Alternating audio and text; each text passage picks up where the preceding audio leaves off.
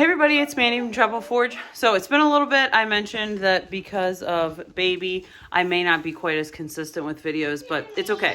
So I mentioned back in probably July that we had opened our microbakery. I've done a couple videos about our microbakery, but I wanted to give you a little bit of kind of a tour of our microbakery. It is constantly evolving. As with anything else, when you start something new in your business, you're constantly evolving the space, the shop, the whatever you're doing. So over kind of the Christmas break, Zad was able to get all, if you've seen a picture of our dining room before, this whole space used to be KitchenAids because Zad repaired KitchenAids at our dining room table. So I've mentioned before that, gosh, probably 4 years ago now, we bought a KitchenAid for 50 bucks. I posted on Facebook that it was running really rough, but Zad was able to fix it. And of course, once I said that, then everybody needed their KitchenAids fixed. And it became part of our business kind of by accident, which has been great. It's been awesome. We've serviced hundreds of KitchenAids now and saved Grandma's KitchenAid and the wedding anniversary KitchenAid that's 30 years old and all of those kinds of things. If you need a link to the video on how to repair a KitchenAid, I will drop that in the description, or if you have questions about that, let us know. Back to Microbakery. So now that this space is clear, Zad has shop, pretty big shop outside. I'll see if you can see it through the window. It is, so right here is Zad's shop. It's super icy today. We just went out and took care of the animals and oh my, it was a little sketchy.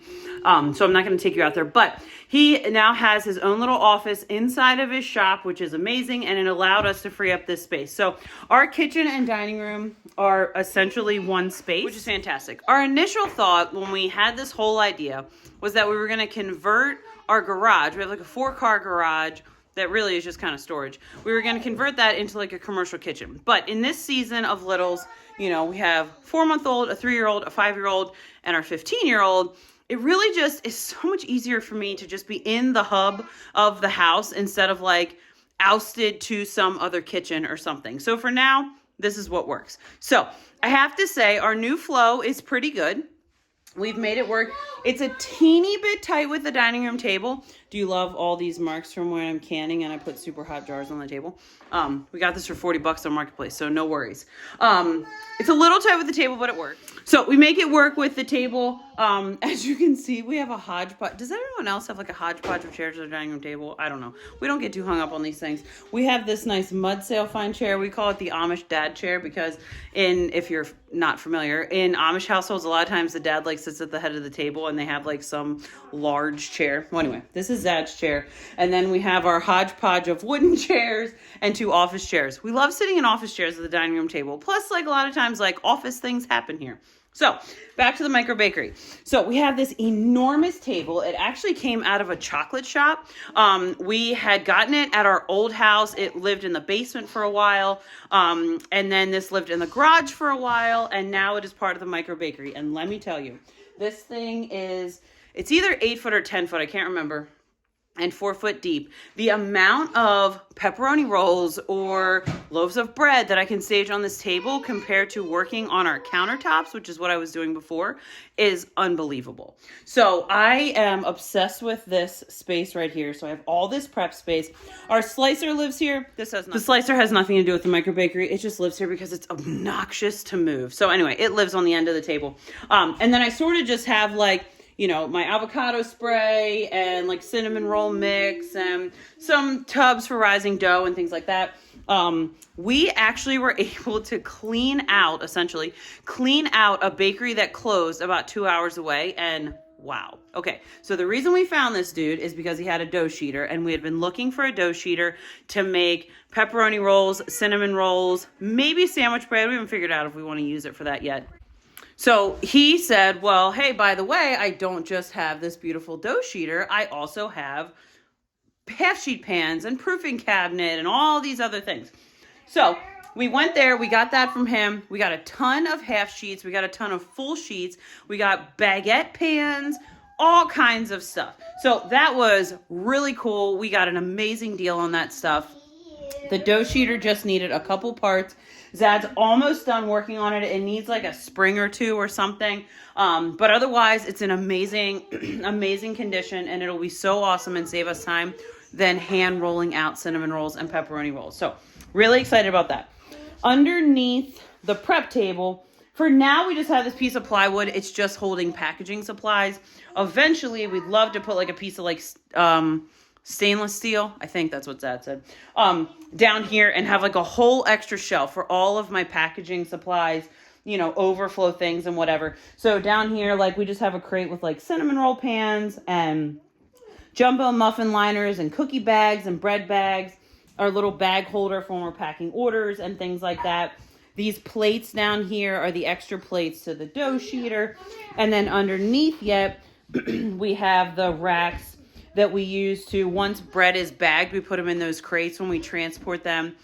So the way we essentially currently are making money with the Microbakery is we have the bread shed and we do a menu for our Lancaster customers. So if you're new here, we moved about 2 years ago, 2 hours north of where we used to live, essentially because where we used to live is just getting so expensive. There was no way we were going to afford any land or anything there. So we moved 2 hours north, but we have to go back every 2 weeks because we share our oldest with his dad. So we make a menu every 2 weeks, and my Lancaster customers pick up from my parents. We meet them there. It's really fun. We get to see a bunch of people all the time, and it works out great. So we use those crates to transport bread because we can stand the bread in it. We can put cinnamon rolls in the bread racks that we have over here, and it works out really well. So we have those stored under there. And then up here, I just have some dough tubs and whatever. This heater really needs to go out to the shop. We have our bread slicer. So we're kind of like collecting like vintage bakery equipment, which is really cool because it works way better than the new crap. So this was actually our first big bakery purchase, was this bread slicer. We actually found this on Marketplace for $300. Zad put like $100 into it. He put new blades on it, replaced a couple other things. And then we did invest in this. This thing was not cheap.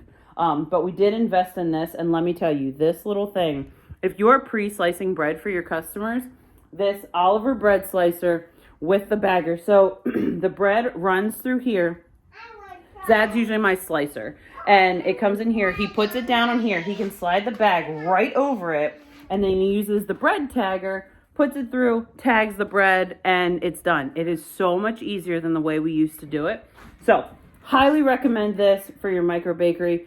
I'll talk about this here in a minute, our delivery, but I want to show you one other thing that I could not live without in our Microbakery. So, our next big purchase after the slicer was this. It probably should have been the first, but we were looking for one at the right price.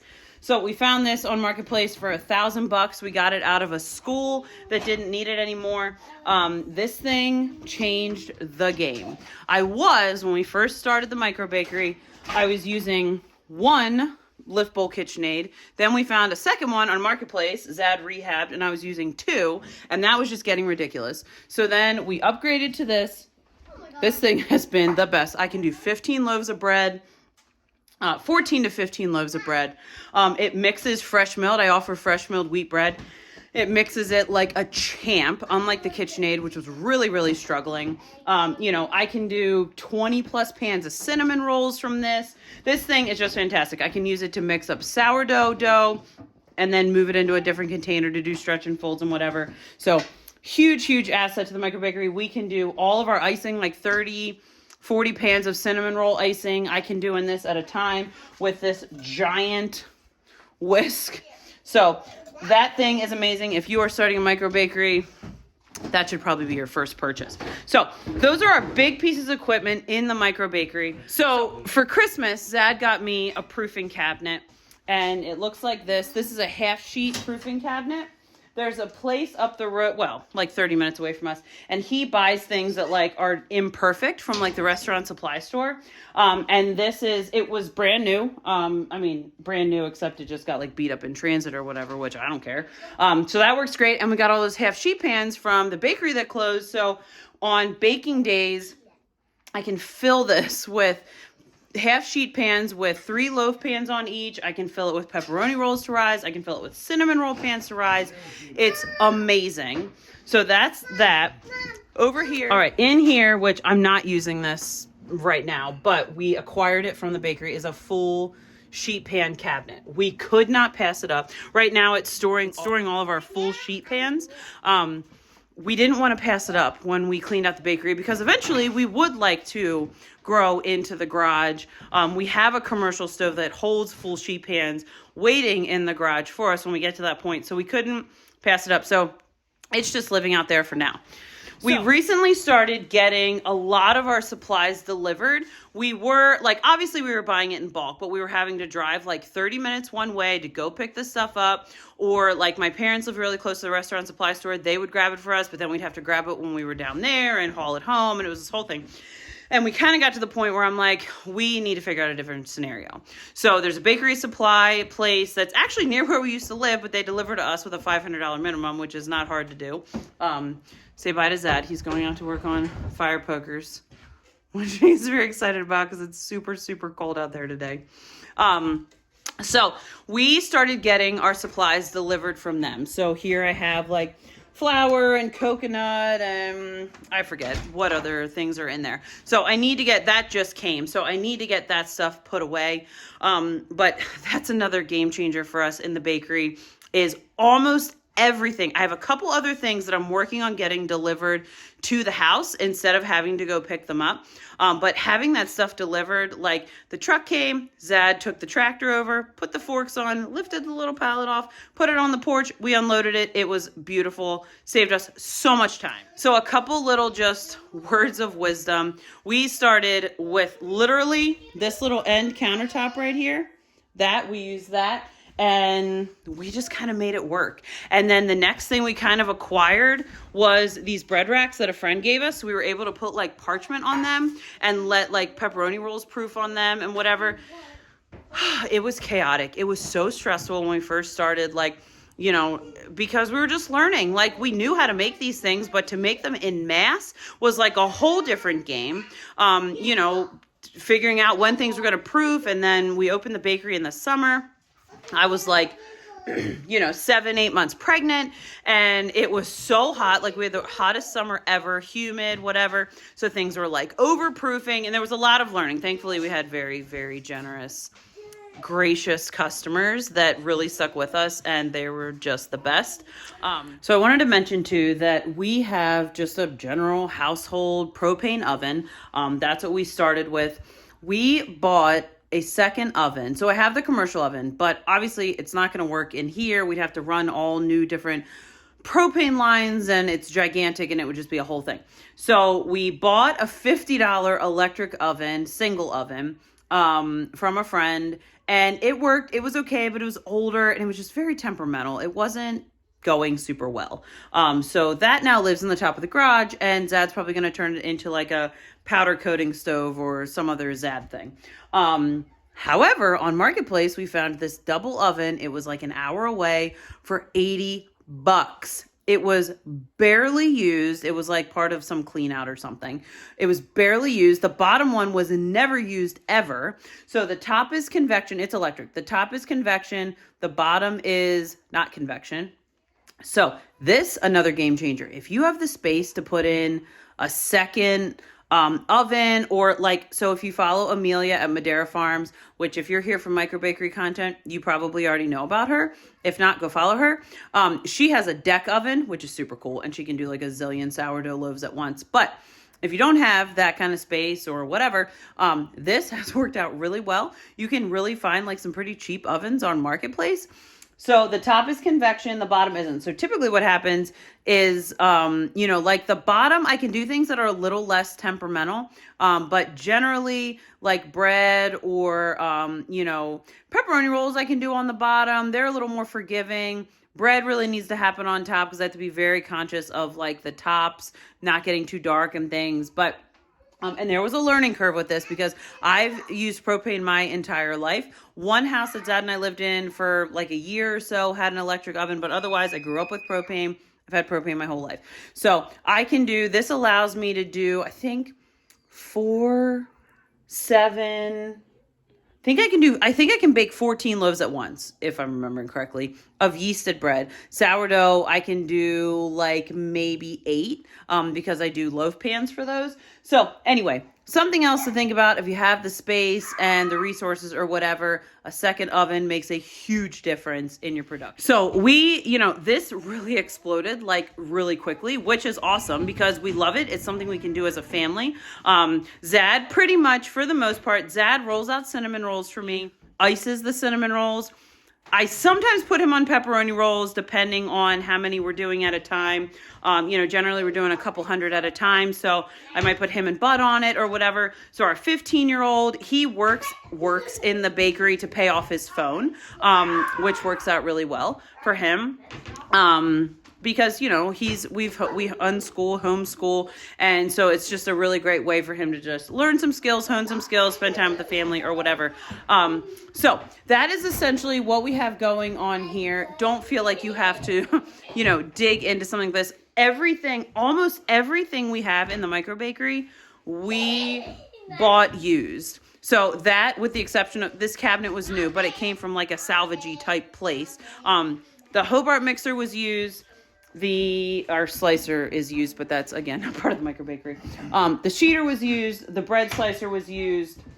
A lot of our sheet pans were used because they came from the bakery clean out. Some of those dough tubs, they came from the bakery clean out and they were used. So, are always improving. We will be reopening the bread shed here, and I'll be talking about that more in videos here soon.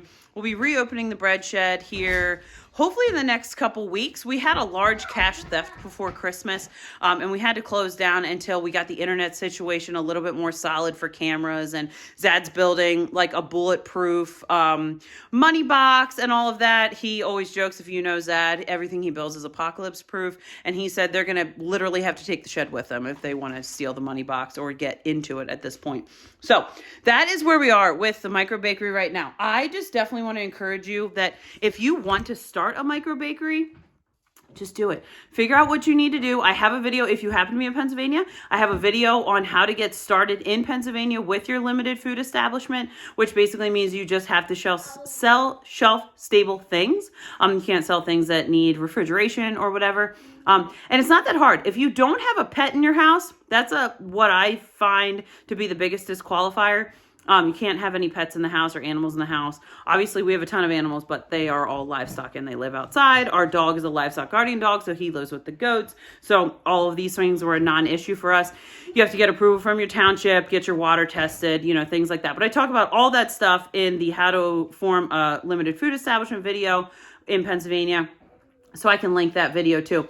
But just go and start it. Like everyone that I've talked to about this is always worried, like, oh, well, like this person in my neighborhood makes bread, or this person down the road does this or that or whatever. And I am here to tell you that that person down the road does not make bread the same way that you do. They don't make cinnamon rolls the same way you do. They have different ideas about flavor profiles. They might be using different flour, different salt. There's so many things that go into this. They might proof differently. They bake it at a different temp. All these things matter, and your customers are going to probably fall in love with your product. You can slowly build your base up. You can really move it at the pace that you want to. You can set a limit each week. I'm only making 10 loaves. I'm only making 20 loaves. Whatever it is that you want to do, and whether you want to do sourdough or you want to do fresh milled or you want to do just white yeasted bread or whatever. Also, I wanted to de-vilify, maybe that's the word, making white bread. So for my family, we primarily eat either sourdough or fresh milled. We mostly do fresh milled here. Very rarely will we do white bread unless it's like something I'm testing for the bakery and we need to test it to make sure it doesn't suck. But my thing is, if you are bringing even homemade white bread, which is made with dead flour and yeast and all of these things, not fresh milled, not sourdough or whatever, it's still better than the crap at the grocery store. You're talking 5-6 ingredients, depending on what your recipe is. It's homemade. They know where it came from. It was very fresh. Even if they don't eat it until 2, 3, 4 days later, it's still way fresher than the mess at the grocery store. So I would encourage you to start your microbakery wherever you are, with the supplies that you have, with the equipment that you have, and I personally, and Amelia at Madera Farms talks about this a lot, and I so agree with her, is don't go into debt starting your microbakery. You know, if you have a KitchenAid, or even if you don't, I guess, you know, if you have a KitchenAid and that's where you start, I mean, that's where we started. And then we built up to these other things. We used the money from the Microbakery to buy these other things, this other equipment, you know, buy more supplies in bulk, you know, get stuff shipped in because we could easily meet the minimums for delivery, all that kind of stuff, you know, and that's a personal preference. But we did not want to go into debt or use credit cards or whatever to buy this stuff. We wanted to buy it in cash with profits from the Microbakery. So that's my 2 cents on that. If you guys have questions about starting a microbakery, obviously I can help you out in Pennsylvania as far as the rules go. But if you have questions about, like, you know, bread techniques and things like that, and you're in a different state or whatever, I can try to help you out. There's plenty of room in the market. I don't feel like everything has to be a competition. You know, yes, capitalism is fantastic, but there's room for everybody in the market, in my opinion. P.S. Can we just talk about this loaf of sourdough? So I'm not the bestest scorer. My sourdough is delicious, but I'm not the bestest scorer. And so I've been working on that, and I got a pretty, like, awesome score on this one yesterday. And I've been making some tweaks to my recipe. I am just obsessed with, like, rustic bread that has a ton of character, and this one hits all the marks. I love it. So anyway, if you have questions about any of this stuff, let me know. We'll see you guys next time.